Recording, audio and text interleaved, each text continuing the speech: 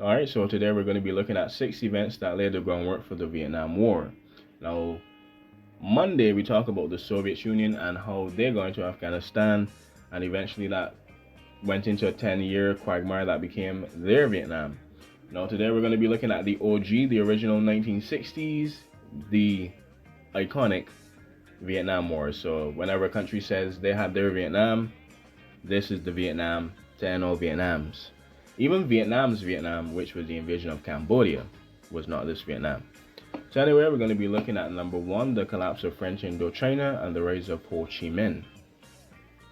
Now, Vietnam became a French colony in 1877 with the founding of French Indochina, which included Tonkin, we're going to talk about that one, Annam, Cochin China, and Cambodia. Laos was added in 1893, creating Laos, Cambodia, and Vietnam. The French lost control of their colony briefly during World War II when Japanese troops occupied Vietnam and started the Kentai-Kensen strategy, or the Blitzkrieg of Southeast Asia and mainland China. As Japan and France fought over Vietnam, an independence movement was forming under Ho Chi Minh, a revolutionary leader inspired by Lenin's Bolshevik Revolution. He established the League for the Independence of Vietnam, better known and shortened to the Viet Minh, in May 1941.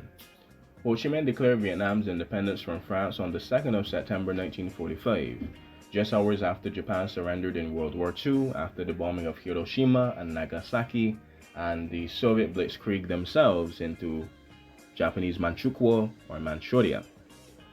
When the French obviously rejected his plans for independence, the Viet Minh resorted to guerrilla warfare to fight for an independent Vietnam. Now we're going to be looking at number 2, the Battle of Dien Bien Phu, and that rhymed coincidentally too. So the conflict between the French and the Viet Minh came to a head at the decisive Battle of Dien Bien Phu, when, after a 4-month siege, the French lost to the Viet Minh under Commander Voi Nguyen Giap, marking an end to the French rule in Vietnam. The question of who would rule Vietnam and how drew the interest of world superpowers, notably 2 little-known superpowers like the United States of America and the U.S.A, who watched the situation in Vietnam with growing unease and a little concern, but knowing their side might win.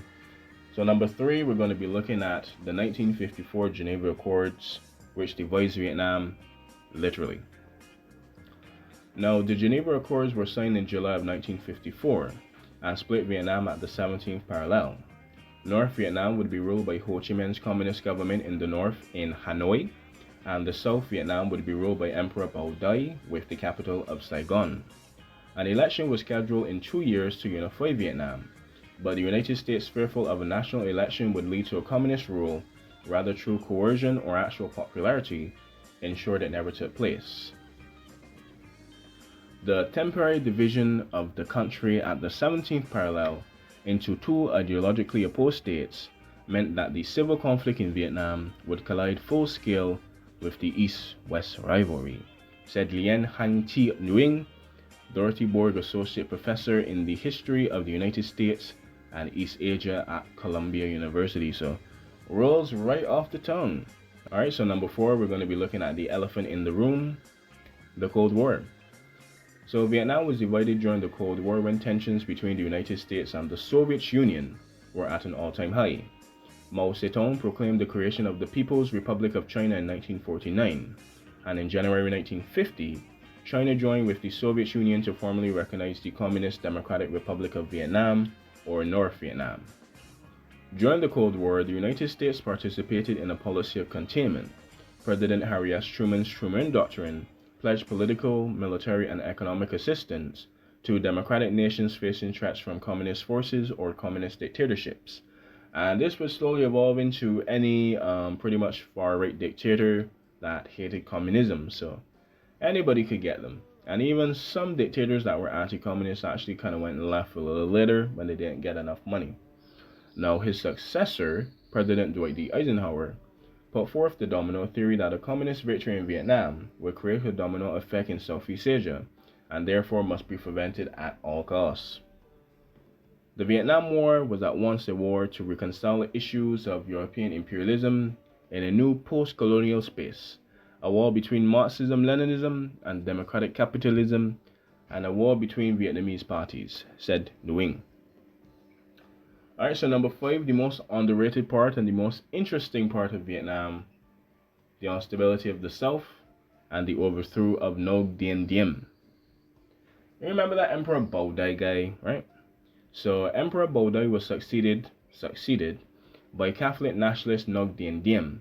And fun little trivia fact, Vietnam at this point, South Vietnam, was pretty much the third most Catholic nation, even outdoing the Philippines actually. So pretty interesting, right?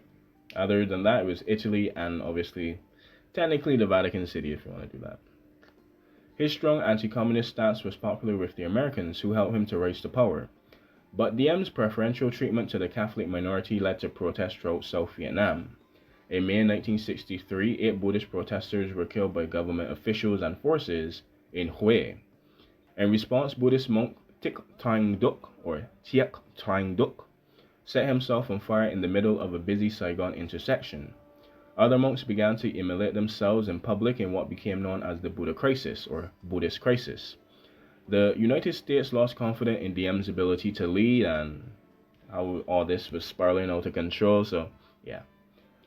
That November, the United States backed a military coup in which Diem and his brother Ngo Dinh Nue were actually murdered.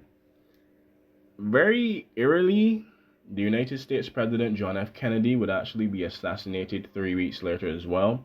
No coup in the United States though, but eerily crazy, right?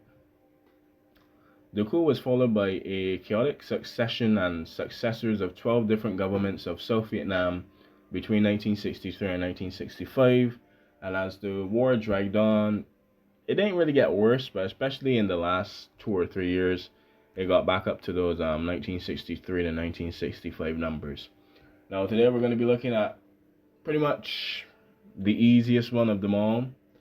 I think if you're not even a history buff, you saw this one coming, but the Gulf of Tonkin incident. And it was foreshadowed already too, so yeah, it was foreshadowed too. Alright, so pretty easily, the Gulf of Tonkin incident, also known as the U.S.A. Maddox incident, marked the formal entry of the United States into the Vietnam War. In the summer of 1964, the Johnson administration was laying secret plans for an expansion of the United States military involvement in Vietnam. Any such wider action should have congressional support. Officials determined, and the Gulf of Tonkin incident provided the opportunity to secure this authorization, said Frederick Louvelle of the Lawrence D. Belfer Professor of International Affairs at the John F. Kennedy School of Government at Harvard University. Another one that rolls right off the tongue, right? On the 2nd of August 1964, the United States ship, or the USS Maddox, encountered 3 Soviet-built North Vietnamese torpedo boats in the Gulf of Tonkin, not to be confused with the Gulf of Annam or the Gulf of some other thing, right? The Maddox fired what it could describe as a warning shot and was met by torpedoes and machine gun fire. On the 4th of August, the U.S. destroyer Turner Joy and the USS Maddox reported that they had been ambushed.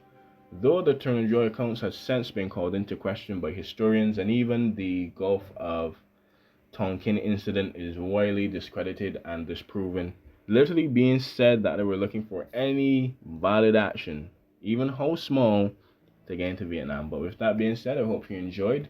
Hope you learned something as always.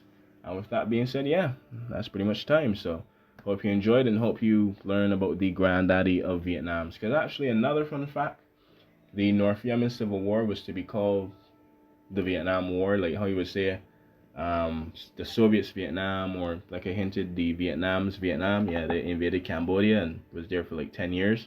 Or, I don't know, I guess you can call modern days Russia into Chechnya their Vietnam, Russian Federation invasion of Chechnya, or the British Vietnam would be the Malay emergency in terms of actual scenery and biodiversity and kind of like the jungle warfare aspect of it. That could be seen as that, but I think the troubles was more of their Vietnam due to how prolonged it was and how nasty it was. It was kind of like a civil war itself. So yeah, so with that being said, yeah, imagine if like Vietnam didn't spark off how it sparked off. Imagine somebody saying the United States Yemen, bro. Like, imagine saying somebody's North Yemen, bro. Like the Soviets North Yemen. Like, I mean, it's not bad, but the cultural zeitgeist and how Vietnam kind of just rolls off the tongue. The United States Vietnam, the Soviet Union's Vietnam, the British Vietnam, the French Vietnam. Like, you know. Anyway, hope you enjoyed that one, and from here on out, yeah, I hope you learned something, and bye bye.